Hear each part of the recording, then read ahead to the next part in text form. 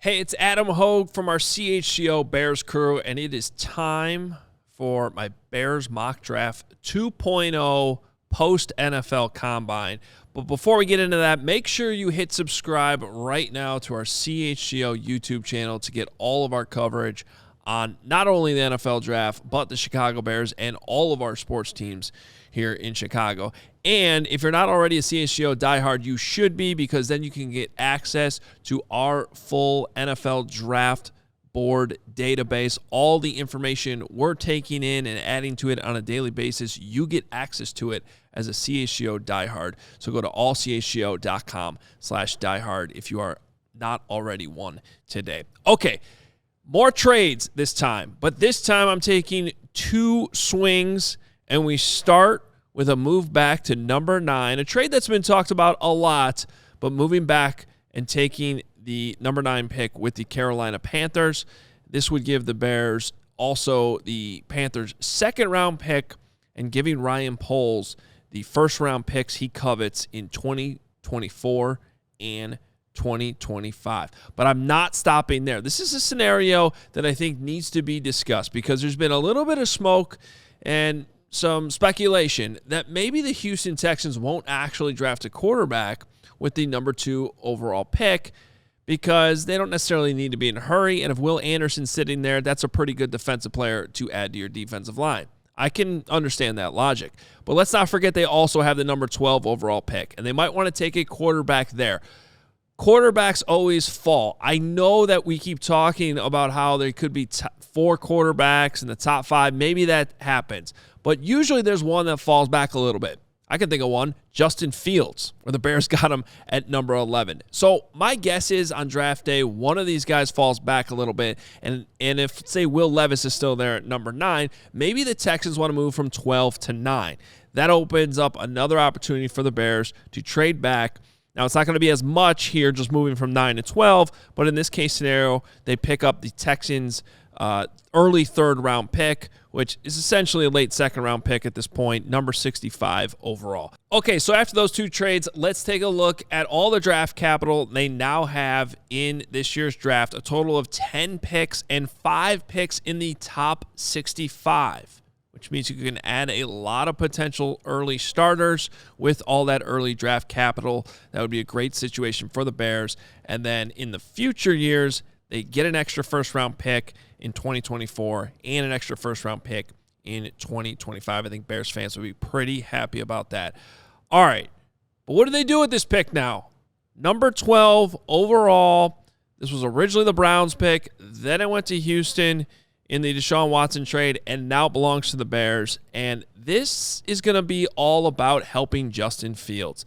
Jaxon Smith-Njigba, the wide receiver from Ohio State, the former teammate of Justin Fields, who actually outproduced Chris Olave and Garrett Wilson in 2021.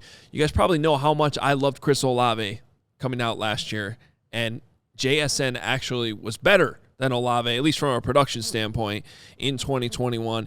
A dangerous slot wide receiver who, with that existing chemistry with Justin Fields, could yield some results earlier than rookie wide receivers usually do.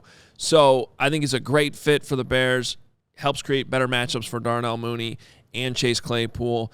Add Cole Kmet to that situation. Suddenly the options for Justin Fields don't look so bad. Now we go to the second round. That extra second-round pick the Bears got from Carolina in our earlier trade, a guy who is really helping himself in the pre-draft process, Adebawore from Northwestern, who was just ridiculous at the combine. If you listen to GMs, they warn you about putting too much stock in guys that win the Underwear Olympics, but you have to pay attention to the outliers, both on the good side and on the bad side. And Adebawore running a 4.49 40 at 282 pounds is ridiculous. He had the highest relative athletic score, which is something the Bears pay a lot of attention to among all defensive linemen and edge players at the combine.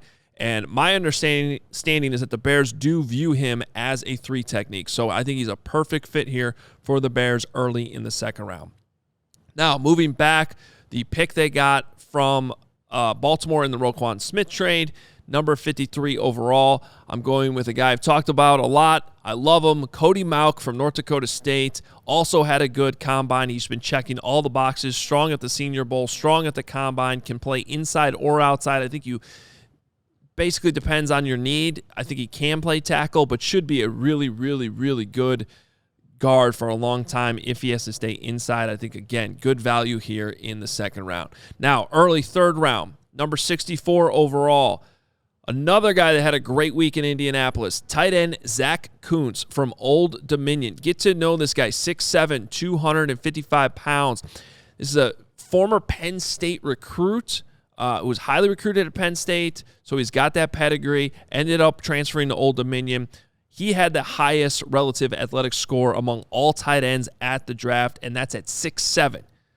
So the tape is a little inconsistent, which is why I don't necessarily think he goes in the first two rounds, and he only had 15 starts in college. So that's something to keep in mind. But we're talking about early third-round pick here. I think it's a great tight end to add to the Bears' offense. Now, the Bears have back-to-back picks here after that trade with Houston, adding number 65 overall.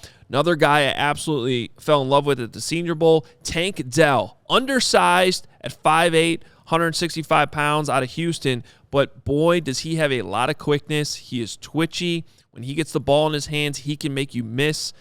His route running ability is really, really good. So while he doesn't have the best straight line speed, didn't run the best 40 at the combine, I think it's all about quickness with this guy. He can stop on a dime, redirect, and he's a dangerous punt returner, which is something the Bears could use. We move on to the fourth round. Number 103. Linebacker Marte Mapu from Sacramento State, 6'2", almost 6'3", 217 pounds, one of the biggest combine snubs. He was not invited to Indianapolis. Actually started the whole pre-draft process at the NFL PA Bowl, got promoted to the Senior Bowl because he looked so good there, but just missed out on the combine. I think some team's going to end up with a really good player here. To me, looks like somebody who could be a will linebacker. Kind of a tweener between safety and linebacker, but at the Senior Bowl in Mobile, showed really good instincts and ability to cover. Also looks like a hits philosophy guy to me. He hunts the football. There was a moment in practices in Mobile where he made back-to-back plays on the ball, and that got the attention of Luke Getsy, the Bears' offensive coordinator, who was coaching that team at the Senior Bowl. I think Mapu would be a great addition for the Bears. All right, moving on. Fourth round, number 133. This is the pick the Bears got in the Robert Quinn trade to Philadelphia, and we're adding cornerback Keitrell Clark from Louisville. Little undersized, but looked really good at the East-West Shrine game. Fast, quick slot corner, willing tackler. Adds depth at the position. I'm still a little iffy on what to do with Kyler Gordon. I know they really want him to be that slot guy and be able to move outside, inside. If that's the case, you still need somebody to come in. You need to have depth. We're talking about the fourth round here, and I like Clark coming out of Louisville. Now, people got on me after my first mock draft because I'm take a swing on the quarterback guy every year, and I didn't actually take a quarterback. Let's do it now. In the fifth round, 137 overall, quarterback Jaron Hall from BYU, little over 6 foot, 210 pounds. I think he could be a great fit to back up Justin Fields. He's an older, mature quarterback who has the ability to move in and outside the pocket. He's one of the faster quarterbacks running with the football at the Senior Bowl. So he'd be like Justin Fields light, essentially coming in as the backup, which is what you want. And he showed some surprising touch on some deep throws over the middle, I thought, in Mobile. So I really like Jaron Hall as an option to come in and back up Justin Fields right away. You develop him at the same time, and that's a pretty good fit for the Bears. Also, in the fifth round, with 2 picks to go for the Bears, at 150, running back Jordan Mims. I think the Bears ultimately do add another running back in this draft. Mims out of Fresno State, another combine snub, but to me looked really good at the East-West Shrine game. He can catch the ball in the backfield. He's built well. He showed wiggle and balance in that East-West Shrine game. I like him a lot as somebody you can get in the later rounds. Now we go all the way to the 7th round. This is where I'm going to go back to those RAS scores, those relative athletic scores, because at 220 this late in the draft, I think you're betting on traits. Earl Bostic from Kansas, the offensive tackle, doesn't have the best tape, but he's 6'6", 309, big guy. Probably needs to add more weight in his lower half and his legs, but he had the second best RAS score among all offensive tackles at the Combine. I think this late in the draft, you bet on those traits, you take a swing at tackle, and hope you can develop him. So I'm going with Bostic in the 7th round. That was a lot. 10 picks, but way higher than last year when the Bears had 11 picks, but they were mostly all in later rounds. I think this will be a great outcome for the Bears. Bears Mock Draft 2.0. Again, hit subscribe on our YouTube channel. Do it right now.